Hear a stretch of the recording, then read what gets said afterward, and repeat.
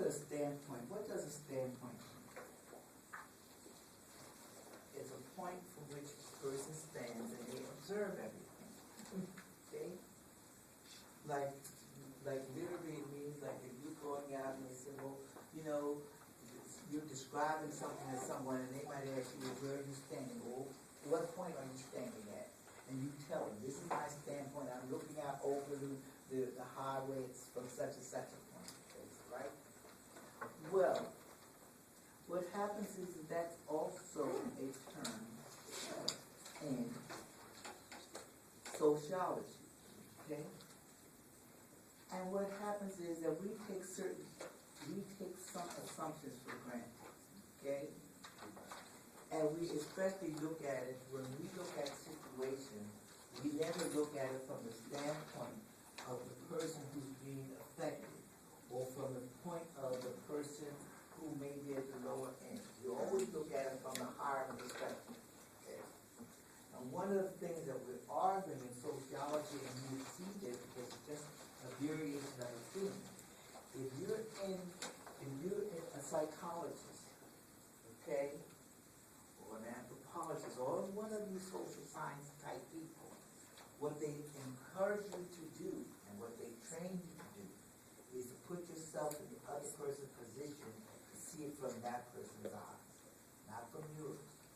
And so that very often what you're looking at and what you're doing is here we're calling it a standpoint. Okay? Now, this becomes very critical, especially when you're talking about societies where there's very deep social inequalities. Okay? There are many inequalities here. Okay? Now,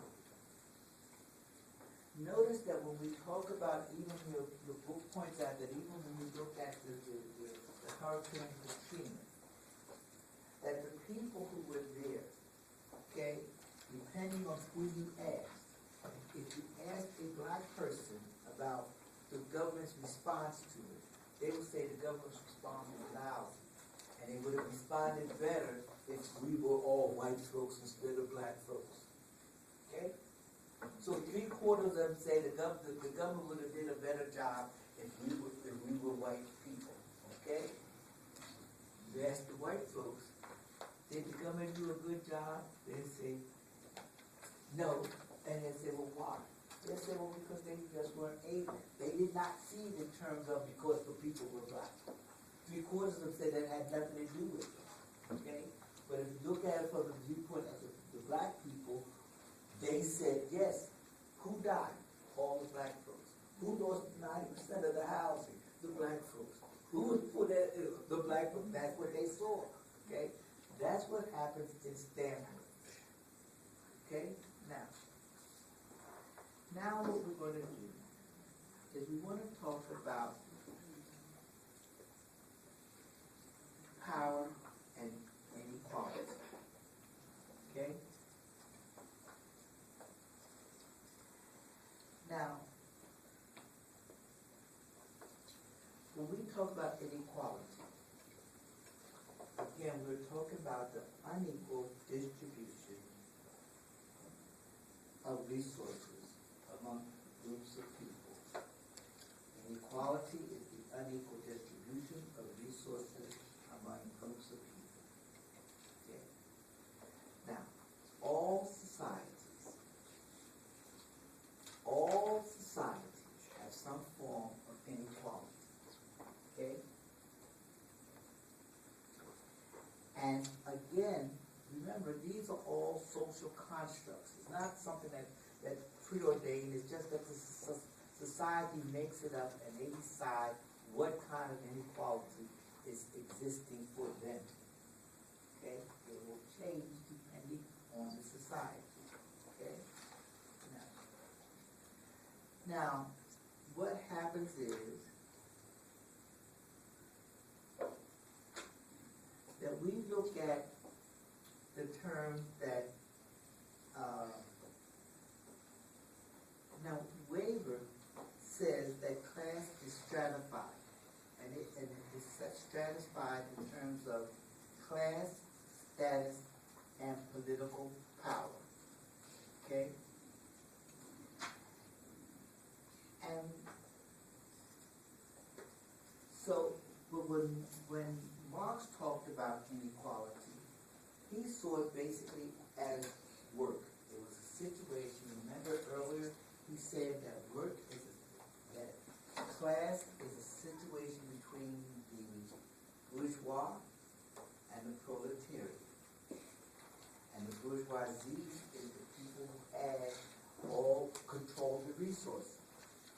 And the workers were the proletariat. And it was I'm going to use the word class differences that made the difference. Okay? That one group was exploiting the other. All right? That's what Marx said. Okay? Now, and remember that when we talk about class, we're talking about a group of people who enjoy basically the same kinds of resources and privileges or whatever. Okay?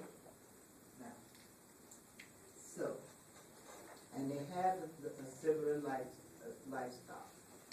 Now, when Marx, he looked at work, but Weber said, look, I think that class is more than just the differences in work. It's also the differences in what he called life chances.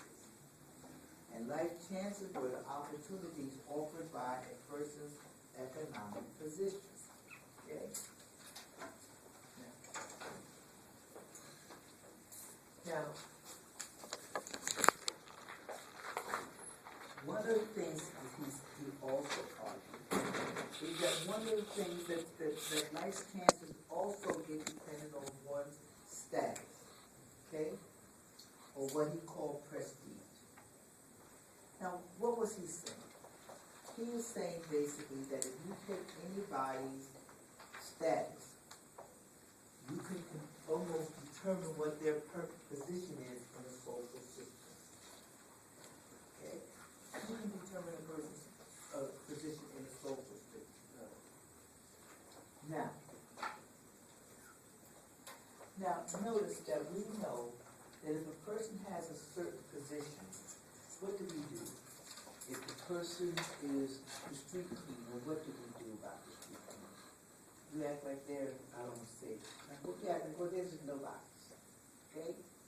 You look at the doctor. The doctor's social position changes dramatically. Now, and it may turn out that the street cleaner is making more money than a doctor. Okay? That's quite possible. Okay? However, what happens is that we has looked at that and okay. Now, what happens is that a given status gives you different, I want to say,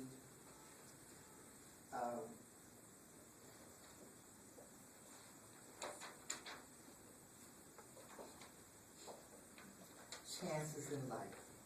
Okay? Now, what could we be talking about when we say that? Okay? Now, if we talk about it's an unequal distribution of resources, okay, what do you see as if you are from, say, some classes? We talked about the term ascribe and achieve, okay? Now, your ascribed status could almost pinpoint where you're going to go and how far you're going to go in life.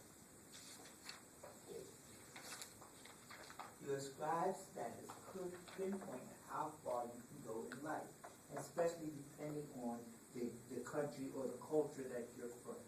Okay? Now, notice that if you're from an upper class, let us say that you are in the upper class male in this country, what do you think your life chances are of succeeding? And what does a society do to make sure that you succeed? Somebody give me an idea. You're an upper class white male. What do you think is going to happen in your life?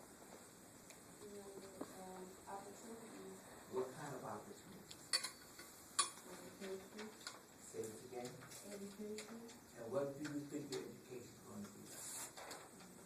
And it's going to be like well paid for. You're going to be a really good education because of your studies. Now, let's go, not just put you on the spot, I just want you to pull out your thinking, okay? What do you perceive as a real good education? Are you looking for, well, that's nice, but what does Ivy League mean is what I'm asking you. How do you think that the upper class is educated that the lower class is not? What's the difference? Because the courses is more rigorous and it's harder to get into those schools. Do you think that's true? Yes. If you might have in public schools, some public schools, you have teachers that, I mean, if they're not getting paid that much, and they're gonna come to school and say, okay, well, I'm gonna work for how they're paying me. This is what I'm gonna do. Like they're not necessarily thinking about, oh, you know, these children, how they're gonna turn out, but they're looking at it as from the viewpoint, okay, I don't get paid that much to do this job, so I'm gonna do a poor job. And I understand that's for all teachers, that all teachers are like that, but in poor communities, I mean, it's a job, you're gonna work for what you make. But usually if you're paying for an education, if you're paying to get an education, it's gonna be a good education. Let's talk about this. I want to digress. Okay. Because let's look at education. The first part of education, to a large extent, is being a student. I already told you this 1,000 times. Okay. And we've had people come out of these Ivy League schools who were stupid. Dumber than me. Okay? There are people like that. So there's something else operating there. Okay? Now, one, we know that the upper class schools or whatever start dictating what the curriculum should be like. And basically the curriculum is designed to pass on the things that they want the society to be. Rich people, in a sense, think that they are the guardians of society. Our problem is to a large extent what they do, and notice that they don't let people who are rich come out and do nothing. Okay, they are taught to do something and to run the government and to run the country. That's what they are taught. Okay, we are taught to let them run us. All right, now let's go step two. There are poor teachers every place you go, and there are good teachers every place you go. Now, I went to a school that the students had to sit down and vote because the people who had all the degrees didn't do any of the teaching. They were busy writing research papers and letting their graduate students come in and teach the course. Okay? That's what was going on. So that the brilliant minds were sitting in some laboratory discussing everything and hobnobbing together, and the graduate student was there teaching us. All right? Now, that's number one. Number two is that I think that one of the differences in the schools and what they learn is that while we're sitting here learning nuts and bolts about this and that so that we can function in this society and get a job, what they're learning is how to deal with people who have money. How not to look at people who have money in awe because you are one of them. You want people to look at you in awe. Okay? How to go around sounding intelligent even if you're stupid. Okay? How this economic system operates. How to take your stocks and your bonds and make it look, give you a payoff. That's what they're learning. Okay? We are learning how to go to work for somebody. How we hope that we can at least get a job at McDonald's. That's what we are learning. Okay? Now, I'm listening. So could we go a step further to say that Ivy League schools, as they are more of a networking system? Well, that would be the natural outcome. But notice the other thing. That's not to say that you can't get into an Ivy League school, because That's what part of all this fight about, and what all the affirmative action and thing is about, okay? And when the schools try to do that, you see there's some people who are convinced they wanna clamp down on that. Okay, because it's starting to open up the society, all right? Now, the other thing that happens is that when they pick the people in the Ivy League schools, they don't just pick them for brains. See, we go around, they will make you think that the people who get into these big time colleges are picked because of their brains. And when they go in and they fight things like affirmative action, they will say, well, I was more qualified than these people that you let into the school, and therefore you shouldn't have let them in. But that's not what schools do. They pick some people because they say, is this person going to make a change in this society of some kind? If Bush had to get in because of his brains, he wouldn't have gotten to an Ivy League school. He got in because they had the power enough, and they made enough donations to the school to get him in. Okay, hear me? Okay? And trust me, now one thing, I know that my daughter applied to go to Penn State. And her grades was just as mediocre as the day is long. She got in. The people who had all the A's and cum laude applied to go to Penn State, and they didn't get in. They were rejected. Now, why did my daughter get in? Well, first of all, her mother had gone to Penn State, and her daddy had gone to Penn State, and her mother had enough sense to make some donations to Penn State. Even if it was $100, you make a donation. She knew the game. That's the game. And so my daughter was accepted when people with much better grades than she couldn't get into the school. That's the game they play. And you will see that I've met people at the school that was on a football scholarship, and they said, yes, I'm on a football scholarship. And they said, what's going to happen if you lose your scholarship? He said, nothing. He said, my family donates more to the school than my scholarship is. And that's what they do. And they look out after each other. Schools do that. That's the game that they're playing that we don't know that's the game that's being played. And we think it's a level, fair playing field. It is not, people. What you're trying to do is level it out. And the only way we can level it out is if you work. You have got to work. Because you don't have all the connections that they have. The only way you get there is through your talent and a little bit of luck. That's what happens. Now, so that's just what education itself can do. And notice that what happens also is that your life chances change depending on what you do. Okay, they change. Now you'll notice that just like we looked at that picture, when we look at this country, we had a caste system, we have a class system, and now as things go up, okay, once upon a time, you'll see your book says, no Japanese can live in this community. No Irish need to apply for this job because you're not going to get it. Okay? Because we exercise our power over people. Okay? Now, and we have been doing the same thing to people who have different sexual orientations. Now that's number one. Number two is that when we look at, we have what we call political power. Okay? Now notice that political power really turns on strength through organization. Here, to exercise political power, you must be organized. Okay? And you will see that throughout time, those are the things that made the difference. Okay?